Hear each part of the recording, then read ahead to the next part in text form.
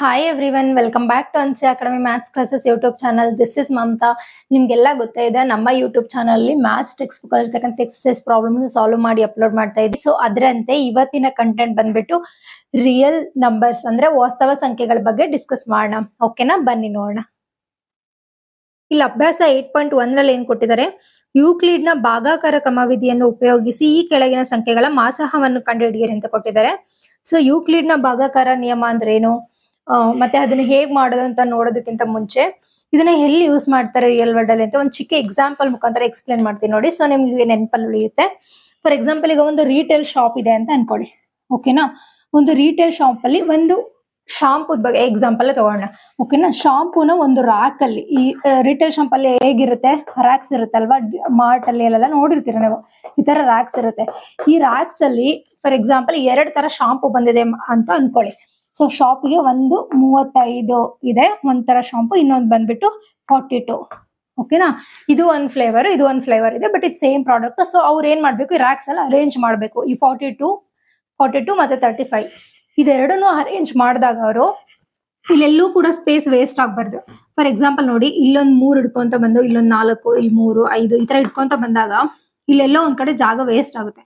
So ಆ ತರ ಆಗ್ದೇನೆ correct ಆಗಿ ರ್ಯಾಕಿಗೆ ಕೂತ್ಕೋಬೇಕು. ಮತ್ತೆ ಇದ್ರ ಕಾಂಬಿನೇಷನ್ಸ್, ಫಾರ್ ಎಕ್ಸಾಂಪಲ್ ನೋಡಿ, ಇದನ್ನ 2 ತಗೊಂಡು, ಈ ಶಾಂಪೂನ 3 ತಗೊಂಡು, ಇಲ್ಲಿ 5, ಇದ್ರಲ್ಲಿ 5 ಇಡ್ತೀನಿ ಈ ರ್ಯಾಕ್ ಅಲ್ಲಿ. ಓಕೆನಾ, ಇದೇ ತರ ಇಲ್ಲೂ ಕೂಡ ಎಷ್ಟಿಡ್ಬೇಕು, ಇಲ್ಲಿ ಎಷ್ಟಿಡ್ಬೇಕು ಅಂತ ನೋಡ್ಬೇಕು. ಈ ತರ ಮಾಡಿದಾಗ ಎಲ್ಲೂ ಕೂಡ ಒಂದೂ ಉಳಿಬಾರ್ದು. ಉಳಿಲಂಗೆ 7 ರ್ಯಾಕ್ ಅಲ್ಲೂ ಇದು ಫಿಟ್ ಆಗ್ಬೇಕು. ಈ ತರದನ್ನ ಮಾಡ್ಬೇಕಂದ್ರೆ ಹೆಂಗ್ ಮಾಡ್ತೀವಿ ನಾವು, ಕಾಮನ್ ನಂಬರ್ನ ನೋಡ್ತೀವಿ. ಇವೆರಡನ್ನು ಯಾವ್ದ್ರಲ್ಲಿ ಭಾಗ ಆಗುತ್ತೆ ಕಾಮನ್ ನಂಬರ್ ಅಂತ ನೋಡ್ಕೊಂಡ್ರೆ ಅದರಿಂದ ನಾವು ಈ ಪ್ರಾಬ್ಲಮ್ ನ ಸಾಲ್ವ್ ಮಾಡ್ಬೋದು. ಓಕೆನಾ, ಸೊ ಇದೊಂದು ಚಿಕ್ಕ ಎಕ್ಸಾಂಪಲ್ ಅಷ್ಟೇ ಕೊಟ್ಟಿರೋದು. ಸೊ ನೋಡೋಣ ಬನ್ನಿ. ಇವಾಗ ಇದನ್ನ ಇಲ್ಲಿ ಯೂಕ್ಲಿಡ್ಸ್ ನ ನಿಯಮದ ಪ್ರಕಾರ ಬರೆಯೋಣ. ಹೇಗೆ ಅಂದ್ರೆ, ನಮಗೆ ಇಲ್ಲಿರೋದು ಯಾವುದು, ಒಂದ್ ನಂಬರ್ ಬಂದ್ಬಿಟ್ಟು 42, ಇನ್ನೊಂದು ನಂಬರ್ ಬಂದ್ಬಿಟ್ಟು 35. ಸೊ ಯೂಕ್ಲಿಡ್ಸ್ ನ ನಿಯಮದ ಪ್ರಕಾರ ಏನ್ ಮಾಡ್ಬೇಕಂದ್ರೆ, ಇವೆರಡರಲ್ಲಿ ಚಿಕ್ಕದು ಯಾವುದು, 35 ಚಿಕ್ಕದಲ್ವಾ. ಸೊ 35 ಇಂದ 42 ನ ನಾವು ಡಿವೈಡ್ ಮಾಡ್ಬೇಕು. ಸೊ 35 ನ ನೋಡಿ 42 ಅಲ್ಲಿ ಡಿವೈಡ್ ಮಾಡಿದ್ರೆ ಏನೇನ್ ಬರುತ್ತೆ, 35 1 35 ಅಲ್ವಾ.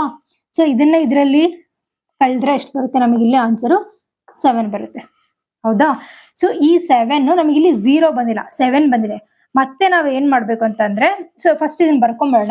ಇಲ್ಲಿ ಹೇಗ್ ಮಾಡಿದೀವಿ ನಾವು, ಇದನ್ನ ಇನ್ನೊಂದ್ ತರ ಹೇಗ್ ಬರ್ಬೇಕು, 35 1 35 ಅಲ್ವಾ. ಸೊ 35 ಇಂಟು 1 ಮಾಡಿದಾಗ 35 1 35 ಪ್ಲಸ್ ಇಲ್ಲಿ ಎಷ್ಟು ಉಳಿತು, 7 ಶೇಷ ಉಳಿತಲ್ವಾ. So reminder. ಸೊ ಇಲ್ಲಿ 35 1 35 ಪ್ಲಸ್ 7 ಮಾಡಿದ್ರೆ 42 ಬರುತ್ತೆ. ಇದು ಒಂದ್ ರೀತಿ ಬರ್ದ್ವಿ. ಇದಾದ್ಮೇಲೆ ನೋಡಿ, ನಮಗೆ ಇಲ್ಲಿ ರಿಮೈಂಡರ್ ಇಲ್ಲಿ 0 ಬರ್ಬೇಕು. ಅಲ್ಲಿ ತನಕ ಇದನ್ನ ನೆಕ್ಸ್ಟ್ ಸ್ಟೆಪ್ ಮಾಡ್ಕೊಂತ ಹೋಗ್ಬೇಕು. ಸೊ ಇಲ್ಲಿ 35 ಬಂದಿರೋದನ್ನ ಯಾವ್ದ್ರಿಂದ ಡಿವೈಡ್ ಮಾಡ್ಬೇಕು, ಇಲ್ಲಿ ಬಂದಿರೋದೇನೋ ರಿಮೈಂಡರ್ 7 ನಮಗೆ. ಮತ್ತೆ ನಾವು 7 ಇಂದ ಇದನ್ನ ಡಿವೈಡ್ ಮಾಡ್ಬೇಕು. ಸೊ ನೋಡಿ, ಇಲ್ಲಿ 7 ರಿಮೈಂಡರ್ ಬಂದಿದೆ ಅಲ್ವಾ.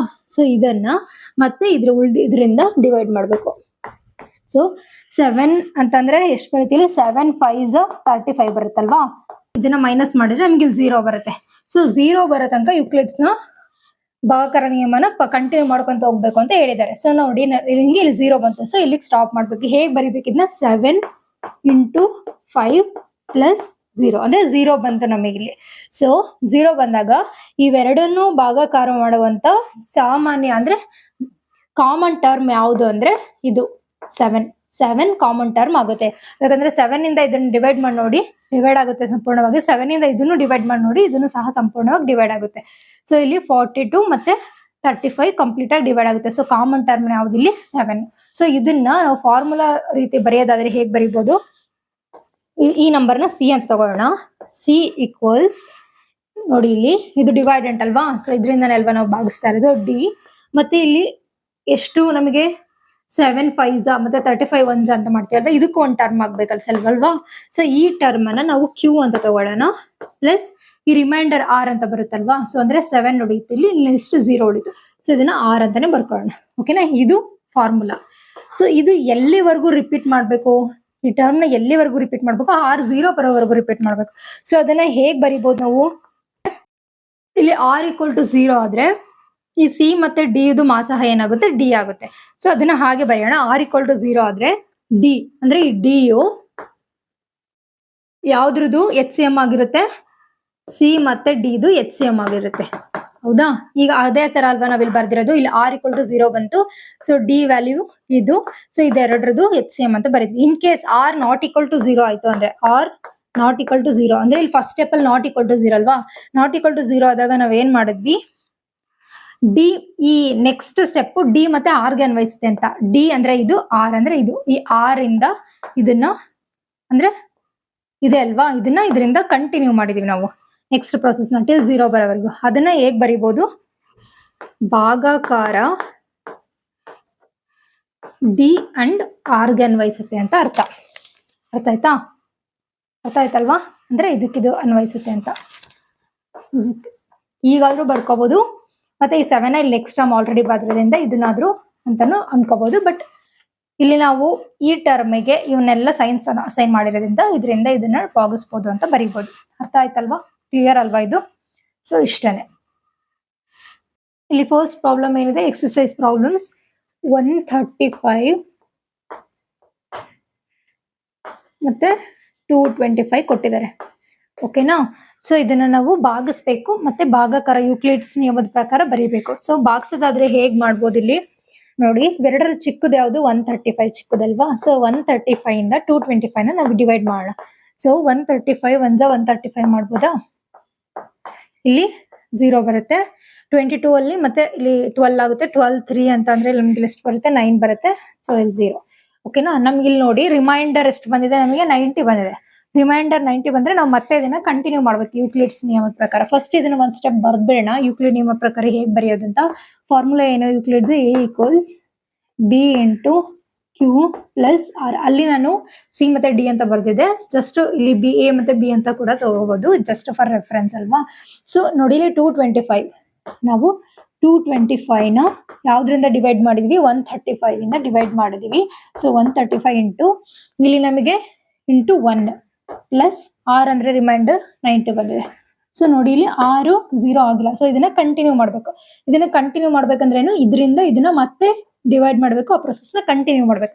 ಸೊ ಇದರಿಂದ ಇದನ್ನ ಡಿವೈಡ್ ಮಾಡ್ಬೇಕಂದ್ರೆ ಇಲ್ಲಿ 90 ಬಂದಿದೆಯಲ್ಲ, ಸೊ ಇದರಿಂದ ಇದನ್ನ ಡಿವೈಡ್ ಮಾಡ್ಬೇಕು 135 ಅಂದ್ರೆ ಇಲ್ಲಿ ಬರ್ಕೊಂಡಿದೀವಲ್ಲ, ಈ ಟರ್ಮ್ ನ ಇಲ್ಲಿ ಬರ್ಕೋಬೇಕು. ಓಕೆ, 90 ಇಲ್ಲಿ 90 ಬರುತ್ತೆ. ಸೊ 135 ಅಲ್ಲಿ 90 ನ ನಾವು ಮೈನಸ್ ಮಾಡಿದ್ರೆ ನಮ್ಗೆ ಎಷ್ಟು ಬರುತ್ತೆ, 45 ಬರುತ್ತೆ. ಸೊ ಇದನ್ನ ಮತ್ತೆ ಈ ಸ್ಟೆಪ್ ಅಲ್ಲಿ ಬರ್ಕೊಳ್ಳೋಣ. ಈ ಸ್ಟೆಪ್ ಅಲ್ಲಿ ಬರ್ಕೊಂಡ್ರೆ ಎಷ್ಟು ಬರುತ್ತೆ ನಮ್ಗೆ, ಇಲ್ಲಿ 135 ನ ಅಲ್ವಾ ನಾವು ಡಿವೈಡ್ ಮಾಡಿದ್ದು ಇದನ್ನ. ಸೊ ಇದನ್ನ ಇದರಿಂದ ಡಿವೈಡ್ ಮಾಡಿದ್ವಿ. ಸೊ 90 ಇಂಟು, ಸೊ ಇಲ್ಲಿ 1 ಅಲ್ವಾ. ಸೊ 1 ಪ್ಲಸ್ ಎಷ್ಟು ಬಂದು 45. ಗೊತ್ತಾಯ್ತಾ? ಸೊ ಇಲ್ಲಿ ಮತ್ತೆ ರಿಮೈಂಡರ್ 45 ನೇ ಬಂದಿದೆ. ಸೊ ಈ ಪ್ರೋಸೆಸ್ ನಾವು ಮತ್ತೆ ಕಂಟಿನ್ಯೂ ಮಾಡ್ಬೇಕು. ಯಾವ ಎರಡು ಟರ್ಮ್ ಕಂಟಿನ್ಯೂ ಮಾಡ್ಬೇಕು, ಇದೆರಡು ಟರ್ಮ್ ಕಂಟಿನ್ಯೂ ಮಾಡ್ಬೇಕು. ಸೊ ನೋಡಿ, 45 ಇದೆ ಅಲ್ವಾ. ಸೊ ಇಲ್ಲಿದೆ 90. ಸೊ 90 ಇಲ್ಲಿ ಹಾಕೊಳ್ಳೋಣ. 45 2s 90 ಬರುತ್ತಲ್ವಾ. ಸೊ ನೋಡಿ, ರಿಮೈಂಡರ್ 0 ಬಂತು ಅಂದ್ರೆ ಇಲ್ಲಿಗೆ ಇದನ್ನ ಸ್ಟಾಪ್ ಮಾಡ್ಬೇಕು. ಸೊ ಸ್ಟಾಪ್ ಮಾಡ್ಬೇಕು. ಈ ರೀತಿ ಬರೆಯೋದಾದ್ರೆ ಹೇಗ್ ಬರ್ಕೋಬಹುದು, 90 ಈಕ್ವಲ್ಸ್ 45 ಇಂಟು 2s ಅಲ್ವಾ, 2 ಪ್ಲಸ್ 0 ಅಂದ್ರೆ ಇಲ್ಲಿ ಇದ್ರದ್ದು 225 ಮತ್ತೆ 135 ನಾವು ಎಚ್ ಸಿ ಎಂ ಏನಂತ ಕರಿಬಹುದು ಅಂದ್ರೆ ಮಾಸಹ ಯಾವುದು ಅಂತ ಬರೀಬಹುದು, 45. ಯಾಕೆ ಅಂದ್ರೆ ನೋಡಿ, 45 ಇಂದ ನೀವು ಡಿವೈಡ್ ಮಾಡಿ ನೋಡಿ, ಈ 135 ಮತ್ತೆ 225 ಇದೆರಡು 45 ಇಂದ ಡಿವೈಡ್ ಆಗುತ್ತೆ. ಸೊ ಮ್ಯಾಕ್ಸಿಮಮ್ ಟರ್ಮ್ ಇದು. ಸೊ ಇದನ್ನ ನಾವು ಏನಂತ ಬರೀಬಹುದು, ಎಚ್ ಸಿ ಎಂ ಯಾವುದು 225 135 ಎಚ್ ಸಿ ಎಂ ಎಷ್ಟಾಗುತ್ತೆ, 45 ಆಗುತ್ತೆ. ಓಕೆನಾ? So 45 is the answer. ಇಷ್ಟೇ ಅಲ್ವಾ, ಸಿಂಪಲ್ ಅಲ್ವಾ. ಸೊ ನೆಕ್ಸ್ಟ್ ಪ್ರಾಬ್ಲಮ್ ನೋಡೋಣ, ಬನ್ನಿ ನೋಡೋಣ.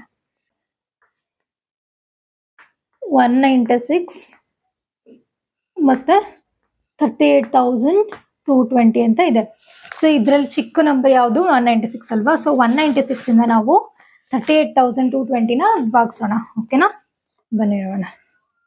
196 ಡಿವೈಡ್ ಬೈ 38,220 ಅಂದ್ರೆ ಫಸ್ಟ್ 3 ಟರ್ಮ್ಸ್ ಇದೆ ಅಲ್ವಾ. ಸೊ 3 ಟರ್ಮ್ಸ್ ನ ತಗೋಬೇಕು. 196 1s 196 ಬರುತ್ತೆ. ಸೊ 382 ಅಲ್ಲಿ 196 ನ ಮೈನಸ್ ಮಾಡಿದ್ರೆ ನಮ್ಗೆ ಎಷ್ಟು ಬರುತ್ತೆ, ಫಸ್ಟ್ ಇಲ್ಲಿ 12 ಆಗುತ್ತೆ. 12 6 ಅಂದ್ರೆ ಇಲ್ಲಿ 6 ಬರುತ್ತೆ. ಅದಾದ್ಮೇಲೆ ನಮಗೆ ಇಲ್ಲಿ 17 ಆಗುತ್ತೆ. 79 ಮೈನಸ್ ಮಾಡಿದ್ರೆ ಇಲ್ಲಿ 8 ಬರುತ್ತೆ. ಇಲ್ಲಿ 2 ಇರುತ್ತೆ. 2 ಮೈನಸ್ 1 ಅಂದ್ರೆ 186 ಬರುತ್ತೆ. ಸೊ 186 ಆದ್ಮೇಲೆ ನೆಕ್ಸ್ಟ್ ನಾವು ಒಂದು ಟರ್ಮ್ ನ ಇದನ್ನ ತಗೋಬೇಕಲ್ವಾ. ಸೊ ಇದನ್ನು ಕೆಳಗಡೆ ತಗೊಂಡಾಗ ಇಲ್ಲಿ ಎಷ್ಟು ಬಂತು, 1862 ಬಂತು. 1862ಗೆ ನಾವು ಡಿವೈಡ್ ಮಾಡ್ಬೇಕಂದ್ರೆ 196 ಇಂಟು 9 ಮಾಡಿ ನೋಡಿ ನೀವು ಇದು ಭಾಗ ಆಗುತ್ತೆ. 9 6 ಮತ್ತೆ 9 9 9 1 ಇದನ್ನು ಅವಾಗ ನಮಗೆ ಬಂದ್ಬಿಟ್ಟು 1764 ಬರುತ್ತೆ. ಓಕೆನಾ. ಇದರಿಂದ ಇದನ್ನ ಮೈನಸ್ ಮಾಡಿದ್ರೆ ಇಲ್ಲಿ 98 ಬರುತ್ತೆ. ಸೊ 98 ಬಂದಾದ್ಮೇಲೆ ಇದು ಕೂಡ 0 ಅಲ್ಲ, ಇನ್ನೂ ಒಂದು ಟರ್ಮ್ ಇದೆ ಅಲ್ವಾ. ಸೊ ಇನ್ನೂ ಒಂದು ಟರ್ಮ್ ಇದೆ. ಸೊ 980 ಆಗುತ್ತೆ. 980 196 ಇಂಟು 5 ಮಾಡಿದಾಗ ನಮ್ಗೆ ಎಷ್ಟು ಬರುತ್ತೆ, 980 ಬರುತ್ತೆ. ಸೊ ಅದಾದ್ಮೇಲೆ ರಿಮೈಂಡರ್ ಬಂದ್ಬಿಟ್ಟು 0 ಬರುತ್ತೆ. ಸೊ ಇದನ್ನ ಬರೆಯೋದಾದ್ರೆ ಯಾವ ರೀತಿ ಬರಿಬೋದು, 30 ಯೂಕ್ಲಿಡ್ಸ್ನ ನಿಯಮದ ಪ್ರಕಾರ ಬರೀತಾ ಇರೋದು. ಓಕೆನಾ. 38,220 ಈಕ್ವಲ್ಸ್ ಏನಾಯ್ತು ಇಲ್ಲಿ, ಇದು ಮತ್ತೆ ಇದು ಇಂಟುನ ಮಾಡಿದ್ದೀವಿ, ಹೌದಾ. ಸೊ ಅದನ್ನ ಹೇಗೆ ಬರಿಬೋದು, 196 ಇಂಟು 195 ಪ್ಲಸ್ 0 ಅಂತ ಬರಿಬೋದು, ಹೌದಾ. ಸೊ HCM ಆಫ್ ಯಾವುದು 196 ಮತ್ತೆ ಇದ್ರದ್ದು ಇಲ್ಲಿ ಬರ್ಕೊಳ್ಳಿ. 196 ಮತ್ತೆ ಇದ್ರದ್ದು ಎಷ್ಟು ಬರುತ್ತೆ HCM, ಇಲ್ಲಿ ಬಂದಿರೋದು ಆನ್ಸರ್ ಎಷ್ಟು ಬರುತ್ತೆ ನಮಗೆ, ಇಲ್ಲಿ 0 ಬರುತ್ತೆ. ಸೊ 0 ಅಂತಂದ್ರೆ HCM ಬಂದ್ಬಿಟ್ಟು 196 ಆಗುತ್ತೆ. So HCM is 196. ಗೊತ್ತಾಯ್ತಲ್ವಾ. ತುಂಬಾನೇ ಸಿಂಪಲ್. ನಿಮ್ಗೆ ಜಸ್ಟ್ ಬಾಕ್ಸ್ ಬರಬೇಕು, ಯಾವ ರೀತಿ ಭಾಗಿಸ್ಬೇಕು ಅಂತ ಗೊತ್ತಿರಬೇಕು.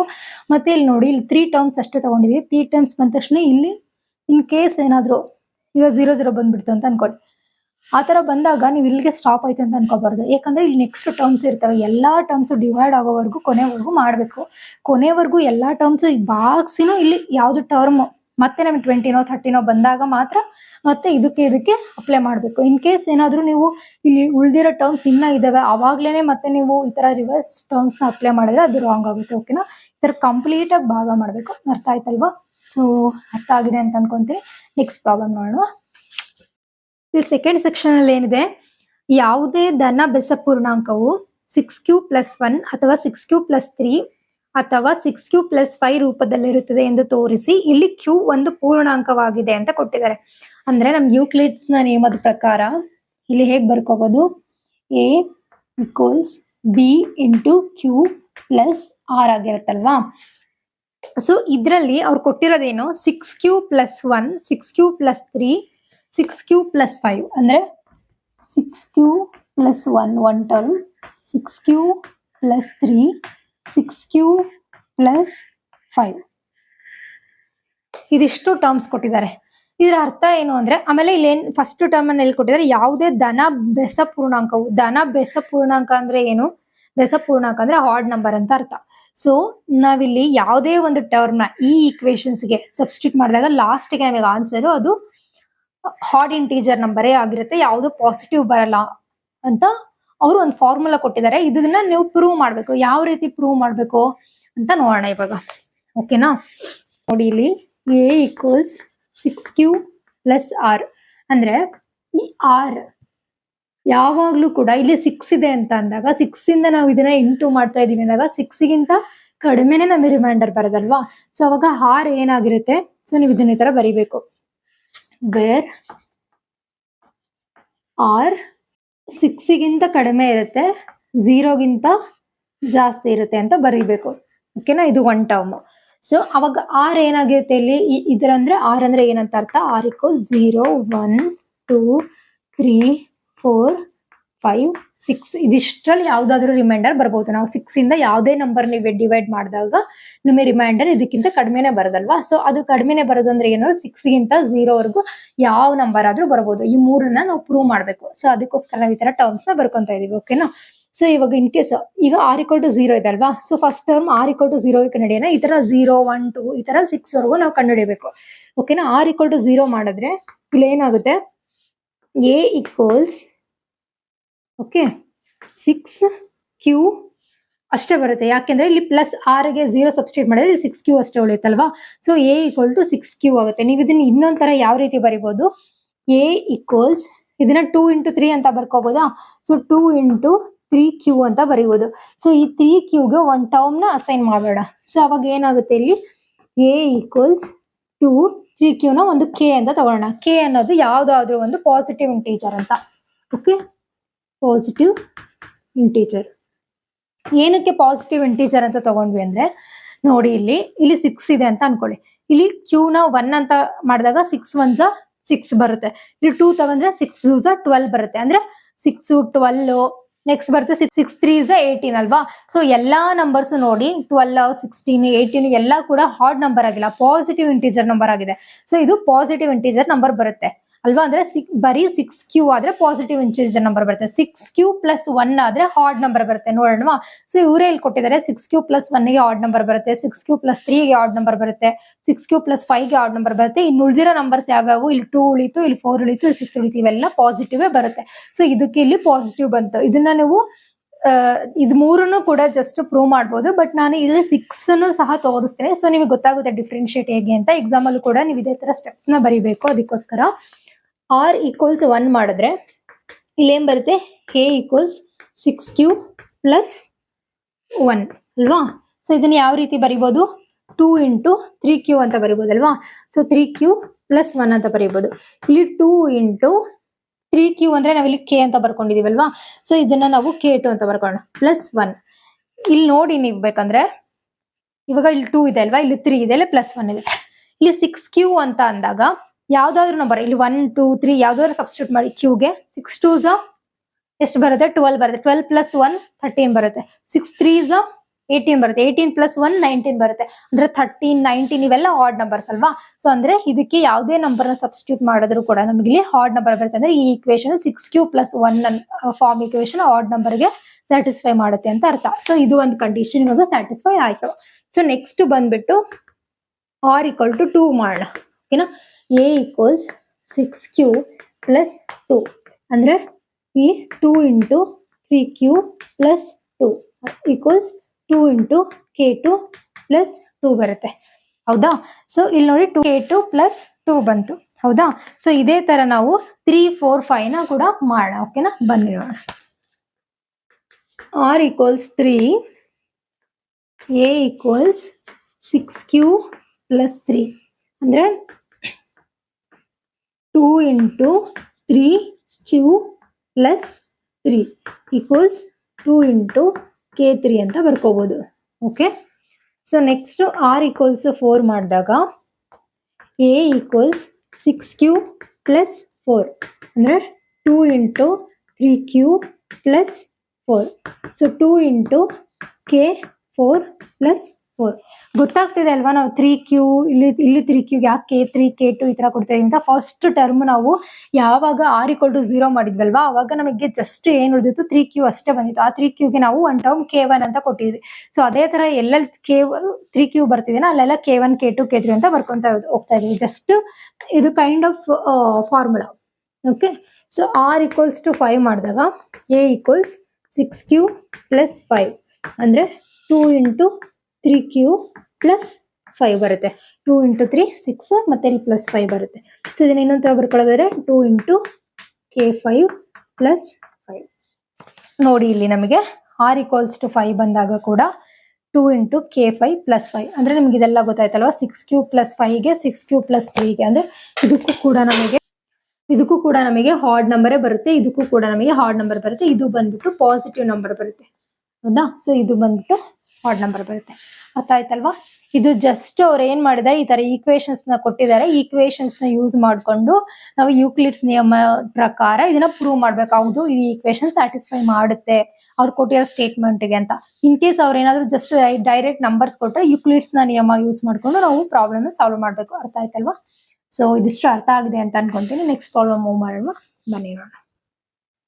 ಇಲ್ಲಿ ಥರ್ಡ್ ಕ್ವಶನ್ ಏನ್ ಕೊಟ್ಟಿದ್ದಾರೆ ನೋಡಿ. 32 ಸದಸ್ಯರುಳ್ಳ ಭೂದಳದ ತುಕಡಿಯಿಂದ 616 ಸದಸ್ಯರುಳ್ಳ ಭೂದಳ ಸೈನಿಕರ ಗುಂಪು ಒಂದು ಪಥಸಂಚಲನದಲ್ಲಿ ಚಲಿಸಬೇಕಾಗಿದೆ. ಆ ಎರಡೂ ತಂಡಗಳು ಒಂದೇ ಸಂಖ್ಯೆಯ ಕಂಬ ಸಾಲುಗಳಲ್ಲಿ ಚಲಿಸಬೇಕಾಗಿದೆ. ಗರಿಷ್ಠ ಎಷ್ಟು ಕಂಬ ಸಾಲುಗಳಲ್ಲಿ ಅವರು ಈ ರೀತಿ ಚಲಿಸಬಹುದು ಅಂತ ಇದೆ. ಅಂದ್ರೆ ನೋಡಿ ಇಲ್ಲಿ ಒಂದು ಸೈನಿಕರ ಗುಂಪು ಇದೆ ಅಂತೆ. ಅದಕ್ಕೆ ಒಂದು ಲೀಡರ್ಸ್ ಗುಂಪು ಫಾರ್ ಎಕ್ಸಾಂಪಲ್ ಒಂದು 32 ಇದೆ ಅಂತ ಅನ್ಕೊಳ್ಳಿ. ಇನ್ನೊಂದು ಸೈನಿಕರದು 616 ಗುಂಪಿದೆ. ಇವೆರಡೂ ಗುಂಪುಗಳು ಸಹ ಒಂದೇ ಕಂಬ ಅಂದ್ರೆ ಒಂದೇ ಪಥಸಂಚಲನದಲ್ಲಿ ಚಲಿಸ್ಬೇಕು ಈ ಒಂದ್ರಲ್ಲೇನೆ. ಓಕೆ. ಅದೇ ತರ ಇವ್ರು 32 ಇರೋದು, ಈ 616 ಇದಾರೆ. ಈಕ್ವಲ್ ಆಗಿ ಇವರು ಎಷ್ಟು ಈ ತರ ಪಥಸಂಚಲಿಸಬೇಕು, ಗರಿಷ್ಠ ಎಷ್ಟು ಬೇಕು ಈಕ್ವಲ್ ಆಗಿ ಈ ತರ ಸಂಚಲನ ಮಾಡಿದ್ರೆ ಅಂತ ಕ್ವಶನ್ ಕೊಟ್ಟಿರೋದು. ಇದು ಸೇಮ್ ಫಸ್ಟ್ ನಾವು ಪ್ರಾಬ್ಲಮ್ ಎಕ್ಸ್ಪ್ಲೈನ್ ಮಾಡಿದೆ ಅಲ್ವಾ. ಯೂಕ್ಲಿಡ್ಸ್ ಫಾರ್ಮುಲಾ ಬಗ್ಗೆ ಎಕ್ಸ್ಪ್ಲೇನ್ ಮಾಡಬೇಕಾದ್ರೆ ನಾನೊಂದು ರ್ಯಾಕ್ಸ್ ಬಗ್ಗೆ ಎಕ್ಸ್ಪ್ಲೇನ್ ಮಾಡಿದೆ, ರಿಟೇಲ್ ಶಾಪಲ್ಲಿ ಯಾವ ಥರ ಅರೇಂಜ್ ಮಾಡ್ತಾರೆ ಸೇಮ್ ಅದೇ ಥರ ಇದು ಕ್ವೆಶನ್ ನೋಡಿದ್ರೆ ಎಷ್ಟು ದೊಡ್ಡದಿದೆ, ಬಟ್ ಇದು ತುಂಬ ಸಿಂಪಲ್. ಇದರಿಂದ ಇದನ್ನ ಡಿವೈಡ್ ಮಾಡಿದಾಗ ನಮಗೆ ಗರಿಷ್ಠ ಎಷ್ಟು ಸಂಖ್ಯೆ ಬರುತ್ತಲ್ವಾ HCM ಅಷ್ಟು ಸಾಲುಗಳಲ್ಲಿ ಇವರು ಇದನ್ನ ಪಥಸಂಚಲನ ಮಾಡ್ಬೋದು ಅಂತ ಅರ್ಥ. ಓಕೆನಾ? ಸೊ ಅದನ್ನೇ ನೋಡೋಣ ಬನ್ನಿ. ಇಲ್ಲಿ ಒಂದು 32 ಕೊಟ್ಟಿದ್ದಾರೆ, ಇನ್ನೊಂದು ಬಂದ್ಬಿಟ್ಟು 616 ಕೊಟ್ಟಿದ್ದಾರೆ. ಕ್ವೆಶನ್ ನೋಡಿದಾಗ ಟ್ರಿಕ್ ಅನ್ಸುತ್ತೆ, ಬಟ್ ನೀವು ಜಸ್ಟ್ ಅರ್ಥ ಮಾಡ್ಕೋಬೇಕು, ಇದು ತುಂಬಾನೇ ಈಸಿ. ಸೊ 32 ಇಂದ 616ನ ಡಿವೈಡ್ ಮಾಡೋಣ. ಓಕೆನಾ? ಸೊ ಎಷ್ಟು ಬರುತ್ತೆ ಇಲ್ಲಿ? 32 1 32 ಮಾಡೋಣ. ಸೊ ನಮಗೆ ಇಲ್ಲಿ ಆನ್ಸರ್ ಬಂದ್ಬಿಟ್ಟು ಎಷ್ಟು ಬರುತ್ತೆ? ಇಲ್ಲಿ 11 2 ಅಂದ್ರೆ 9 ಬರುತ್ತೆ. ಇಲ್ಲಿ 5 3 ಎಲ್ಲ ಮೈನಸ್ ಮಾಡಿದ್ರೆ ನಮ್ಗೆ ಎಷ್ಟು ಬರುತ್ತೆ? 2 ಬರುತ್ತೆ. ನೆಕ್ಸ್ಟ್ 6 ಅಲ್ವಾ, 296 ಆಯಿತು. 32 9 ಮಾಡಿದ್ರೆ ನಮಗಿಲ್ಲಿ 288 ಬರುತ್ತೆ. ಓಕೆ, ಸೊ 296 ಅಲ್ಲಿ 288 ಮಾಡಿದ್ರೆ ನಮಗೆ ಇಲ್ಲಿ ಆನ್ಸರ್ ಎಷ್ಟು ಬರುತ್ತೆ? 8 ಬರುತ್ತೆ. ಬಟ್ ಇದನ್ನ ಯಾವ ರೀತಿ ಯೂಕ್ಲಿಡ್ಸ್ ನಿಯಮದ ಪ್ರಕಾರ ಬರೆದ್ರೆ ಯಾವ ರೀತಿ ಬರೀಬೋದು? A = B × Q + R. ಹೌದಾ? A ಅಂದ್ರೆ ಇಲ್ಲೆಷ್ಟು? 616. B ಅಂದ್ರೆ ಎಷ್ಟು? ಡಿವೈಡೆಡ್ ಮಾಡಿರೋದು 32 ಇಂದ, ಇಂಟು Q ಅಂದ್ರೆ ಎಷ್ಟು? ಇದು 19. ಹೌದಾ? ಪ್ಲಸ್ R ಅಂದ್ರೆ ನಮ್ಗೆ ಎಷ್ಟು ಬಂದಿದೆ? 8 ಬಂದಿದೆ. ಓಕೆ, ಸೊ ನಮಗೆ ಇಲ್ಲಿ 6 0 ಬಂದಿಲ್ಲ. ಸೊ ನಾವು ಈ ಪ್ರೊಸೆಸ್ನ ಮತ್ತೆ ಕಂಟಿನ್ಯೂ ಮಾಡ್ಬೇಕಂದ್ರೆ ಇದರಿಂದ ಇದಕ್ಕೆ ಮಾಡಬೇಕು. ಸೊ ನೆಕ್ಸ್ಟ್ ನೋಡಿ, 8 ಇಂದ 32ಗೆ ಮಾಡಿದ್ರೆ ಎಷ್ಟು ಬರುತ್ತೆ? ನಮಗಿಲ್ಲಿ 8 4 32 ಬರುತ್ತೆ. ಹೌದಾ? ಸೊ ಇದನ್ನ ಯೂಕ್ಲಿಡ್ಸ್ ನಿಯಮದ ಪ್ರಕಾರ ಬರೆಯೋದಾದ್ರೆ 32 = 8 ಅಲ್ವಾ? ಸೊ 8 × 19 ಅಂತ ಅಂದ್ರೆ ನಿಮ್ಗೆ ಎಷ್ಟು ಬರುತ್ತೆ? ಇಲ್ಲಿ ಈ ಪ್ಲೇಸಲ್ಲಿ 4 ಬರುತ್ತೆ. So plus 0. ಸೊ ನಮಗಿಲ್ಲಿ HCM ಎಷ್ಟು? 8. ಸೊ ಈ ತರ 8 ಕಾಲಮ್ಸ್ ಅಲ್ಲಿ ಅವರು ಈಕ್ವಲ್ ಆಗಿ ಚಲಿಸ್ಬೋದು ಅಂತ ಅರ್ಥ ಆಯ್ತಾ? ಸೊ ಇವರಿಬ್ರದ್ದು ಮಿಕ್ಸ್ ಮ್ಯಾಚ್ ಮಾಡಿದ್ರೆ ಇದಿಷ್ಟು ಹೇಗೆ ಮಿಕ್ಸ್ ಮ್ಯಾಚ್ ಮಾಡಬೇಕಂದ್ರೆ 8 ಇಂದ ಇದನ್ನು ಡಿವೈಡ್ ಮಾಡಬೇಕು, 8 ಇಂದ ಇದನ್ನು ಡಿವೈಡ್ ಮಾಡಬೇಕು. ಅಲ್ಲಿ ಇದರಲ್ಲಿ ಎಷ್ಟು ನಂಬರ್ಸ್ ಬರ್ತಾರೆ, ಇಲ್ಲಿ ಎಷ್ಟು ನಂಬರ್ಸ್ ಬರ್ತಾರೆ ಅನ್ನೋರು ಒಂದೊಂದು ಕಾಲಮ್ ಅಲ್ಲಿ ಅವ್ರು ಅಂದ್ಕೊಂಡು 8 ಕಾಲಮ್ ಅಲ್ಲಿ ಅವರು ಪಥಸಂಚಲನ ಮಾಡ್ಬೋದು ಅಂತ ಅರ್ಥ. ಸೊ ಇದೆಲ್ಲ ಡೀಟೇಲ್ ನಮ್ಗೆ ಅರ್ಥ ಆಗಲಿ ಅಂತ ಜಸ್ಟ್ ಹೇಳ್ತಾ ಇರೋದು. ಬಟ್ ನೀವು ಪ್ರಾಬ್ಲಮ್ ಸಾಲ್ವ್ ಮಾಡಿದಾಗ ಜಸ್ಟ್ ಇಲ್ಲಿ ತನಕ ಮಾಡಬೇಕು, ಮತ್ತೆ HCM 8 ಅಂತ ಬರೀಬೇಕು. ಅರ್ಥ ಆಯ್ತಲ್ವಾ? ಸೊ ತುಂಬಾನೇ ಸಿಂಪಲ್ ಅಲ್ವಾ? ನೆಕ್ಸ್ಟ್ ನೋಡೋಣ. ಇಲ್ಲಿ ನೋಡಿ 4th one and 5th problem ಬಂದ್ಬಿಟ್ಟು ಸಿಮಿಲರ್ ಇದಾವೆ. ಸೆಕೆಂಡ್ ಪ್ರಾಬ್ಲಮ್ ನಾವೇನು ಸಾಲ್ವ್ ಮಾಡಿದ್ವಲ್ವ ಸೇಮ್ ಅದೇ ತರ. ಯೂಕ್ಲಿಡ್ನ ಭಾಗಾಕಾರ ಅನುಪ್ರಮೇಯವನ್ನು ಬಳಸಿ ಯಾವುದೇ ಧನ ಪೂರ್ಣಾಂಕದ ವರ್ಗವು 3m 3m+1 ರೂಪದಲ್ಲಿ ಇರುತ್ತದೆ ಎಂದು ತೋರಿಸಿ ಅಂತ ಇದೆ. m ಒಂದು ಧನ ಪೂರ್ಣಾಂಕ ಅಂತ ನಾನು ಆವಾಗಲೇ ಹೇಳಿದೆ ಅಲ್ವಾ. ಸೆಕೆಂಡ್ ಪ್ರಾಬ್ಲಮ್ ಬಂದ್ಬಿಟ್ಟು ಧನ ಬೆಸ ಪೂರ್ಣಾಂಕ ಅಂತಂದ್ರೆ ಏನ್ ಬಂತು? 1 3 5 7 ಈ ತರ. ಬಟ್ ಇಲ್ಲಿ ಬಂದ್ಬಿಟ್ಟು ಏನ್ ಕೊಟ್ಟಿದ್ದಾರೆ? 4th one ಧನ ಪೂರ್ಣಾಂಕ ಅಂತ ಕೊಟ್ಟಿದ್ದಾರೆ. ಧನ ಪೂರ್ಣಾಂಕ ಅಂದ್ರೆ ಯಾವ್ದು ಬಂತು? 2 4 6 ಈ ತರ. ಸೊ ಇಲ್ಲಿ ಕೆಳಗಡೆ ಒಂದು ಕ್ಲೂ ಕೂಡ ಕೊಟ್ಟಿದ್ದಾರೆ. x ಎಂಬುದು ಯಾವುದೇ ಧನ ಪೂರ್ಣಾಂಕ ಆಗಿರಲಿ ಆಗ ಅದು 3q+1 ಅಥವಾ 3q+2 ರೂಪದಲ್ಲಿ ಇರುತ್ತದೆ. ಈಗ ಪ್ರತಿಯೊಂದು ವರ್ಗಗೊಳಿಸಿ ಮತ್ತು ಅವುಗಳ 3m ಮತ್ತು 3m+1 ರೂಪದಲ್ಲಿ ಪುನಃ ಬರೆಯಬಹುದು ಎಂದು ತೋರಿಸಿ ಅಂತ ಕೊಟ್ಟಿದ್ದಾರೆ. ಅಂದ್ರೆ ನಾನು ಆವಾಗಲೇ ಈಕ್ವೇಶನ್ಸ್ ಅವ್ರು ಏನ್ ಕೊಟ್ಟಿದ್ರು ಅದನ್ನ ಮಾಡಿದ್ವಿ ಅಲ್ವಾ. ಬಟ್ ಇದನ್ನ ಏನ್ ಮಾಡ್ಬೇಕಂದ್ರೆ ಒಂದು ಸ್ಕ್ವೇರ್ ರೂಪದಲ್ಲಿ ಮಾಡ್ಕೋಬೇಕು. ಫಾರ್ ಎಕ್ಸಾಂಪಲ್ ನೋಡಿ, ಇಲ್ಲಿ A = 3q ಅಂತ ತಗೊಂಡಾಗ ಇಲ್ಲಿ 3q ಸ್ಕ್ವೇರ್ ರೂಪದಲ್ಲಿ ನೀವು ಮಾಡ್ಕೊಂಡು ಈಕ್ವೇಶನ್ಸ್ ನ ಸಾಲ್ವ್ ಮಾಡಬೇಕು. ನೆಕ್ಸ್ಟ್ ಬಂದ್ಬಿಟ್ಟು A = 3q+1 ಅಂತ ಇದೆ ಅಲ್ವಾ, ಇದನ್ನು ಕೂಡ ಸ್ಕ್ವೇರ್ ರೂಪದಲ್ಲಿ ಮಾಡ್ಕೊಂಡು ನೀವು ಈಕ್ವೇಶನ್ಸ್ ಸಾಲ್ವ್ ಮಾಡ್ಬೇಕು. ಇದನ್ನ ಸಾಲ್ವ್ ಮಾಡ್ಬೇಕಾದ್ರೆ A+B² ಫಾರ್ಮುಲಾ ಯೂಸ್ ಮಾಡ್ಕೊಂಡು ಸಾಲ್ವ್ ಮಾಡ್ಬೇಕು. ಸೇಮ್ ಇದು just clue. Already second problem explain ಮಾಡಿರೋದ್ರಿಂದ ನಾನು ಇದನ್ನ ಕಂಪ್ಲೀಟ್ ಆಗಿ ಬರೆಯಲ್ಲ. ಸೊ ಇದೇ ತರ ನೀವು ಪ್ರೂವ್ ಮಾಡ್ತಾ ಹೋಗ್ಬೇಕು. ನೆಕ್ಸ್ಟ್ ಪ್ರಾಬ್ಲಮ್ ಏನ್ ಕೊಟ್ಟಿದ್ದಾರೆ ನೋಡಿ, ಇಲ್ಲಿ ಯೂಕ್ಲಿಡ್ನ ಭಾಗಾಕಾರ ಅನುಪ್ರಮೇಯವನ್ನು ಉಪಯೋಗಿಸಿ ಯಾವುದೇ ಧನ ಪೂರ್ಣಾಂಕದ ಘನ ಅಂತಂದ್ರೆ ನೀವೇನ್ ಮಾಡ್ಬೇಕು ಅಂತಂದ್ರೆ ನೋಡಿ, ಇಲ್ಲಿ 9m ಕೊಟ್ಟಿದ್ದಾರೆ ಅಲ್ವಾ. ಸೊ 9m ಅಂದ್ರೆ ಘನ ಅಂದ್ರೆ ಕ್ಯೂಬ್ ಮಾಡ್ಕೋಬೇಕು. ಸೊ ನೆಕ್ಸ್ಟ್ 9m+1 ಅಂತ ಇದನ್ನು ಕೂಡ ಕ್ಯೂಬ್ ಮಾಡ್ಕೋಬೇಕು. ಅಂದ್ರೆ A+B ಹೋಲ್ ಕ್ಯೂಬ್ ಫಾರ್ಮುಲಾ ಪ್ರಕಾರ ಇದನ್ನ ಕಂಪ್ಲೀಟ್ ಆಗಿ ಸಾಲ್ವ್ ಮಾಡ್ಬಿಟ್ಟು ಸೊ ಇದನ್ನ ಈಕ್ವೇಶನ್ಸ್ ನ ಪ್ರೂವ್ ಮಾಡಬೇಕು. ಓಕೆನಾ? ಸೊ ಇದೆರಡೂ ಕೂಡ ಸಿಮಿಲರ್ ಸೆಕೆಂಡ್ ಪ್ರಾಬ್ಲಮ್ ತರನೇ ಇರೋದ್ರಿಂದ ನಾನು ಕಂಪ್ಲೀಟ್ ಆಗಿ ಸಾಲ್ವ್ ಮಾಡಿಲ್ಲ. ಇನ್ ಕೇಸ್ ನಿಮಗೆ ಏನಾದ್ರು ಕಂಪ್ಲೀಟ್ ಆಗಿ ಆನ್ಸರ್ ಬೇಕು ಅಂತಂದ್ರೆ ನನಗೆ ಮೇಲ್ ಮಾಡಿ ನಮ್ಮ ಯೂಟ್ಯೂಬ್ ಚಾನಲ್ಗೆ, ಅಥವಾ ನೀವು ಕಮೆಂಟ್ ಕೂಡ ಮಾಡ್ಬೋದು. ನಾನು ರಿಪ್ಲೈ ಬ್ಯಾಕ್ ಕೂಡ ಮಾಡ್ತೀನಿ. ಸೊ ಸಾಧ್ಯವಾದ್ರೆ ಸೆಪರೇಟ್ ವಿಡಿಯೋದಲ್ಲಿ ಲೇಟರ್ ಪಾರ್ಟ್ ಅಲ್ಲಿ ಕೂಡ ನಾನು ಇದನ್ನ ವಿಡಿಯೋ ಮಾಡಿಬಿಟ್ಟು ಅಪ್ಲೋಡ್ ಮಾಡ್ತೀನಿ. ಸೊ ಇದೆಲ್ಲ ನಿಮ್ಗೆ ಅರ್ಥ ಆಗಿದೆ ಅಂತ ಅನ್ಕೊಂತೀನಿ. Thank you for watching my videos. Please don't forget to like, share and subscribe to my channel. Thank you.